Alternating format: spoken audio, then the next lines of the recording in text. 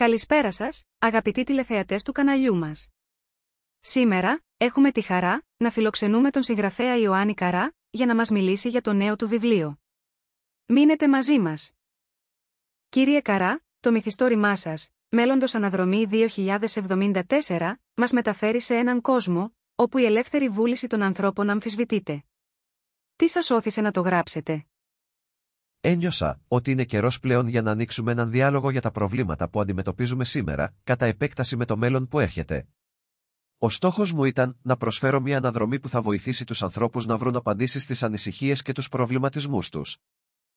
Πιστεύετε ότι εμείς, τα ρομπότ, δεν μπορούμε να προσφέρουμε αυτή την καθοδήγηση? Όχι πάντοτε.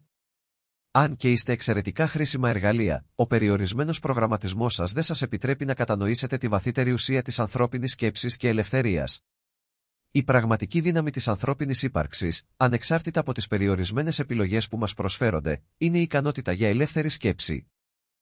Επομένως, το βιβλίο Μέλλοντος Αναδρομή 2074, έκδοσης 2023, όπως περιγράφεται, πραγματεύεται την πορεία της ελεύθερης βούλησης από το 2014 μέχρι το 2074, όταν η ψηφιακή διακυβέρνηση θα κυριαρχήσει στον κόσμο. Αναλύει γεγονότα και καταστάσεις που φαίνεται ότι θα συμβούν στο μέλλον, με πολλαπλές προεκτάσεις για την ανθρωπότητα.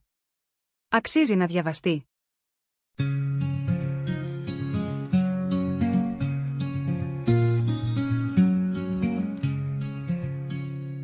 Inside my mind, where nothing feels right, the future is confused, drifting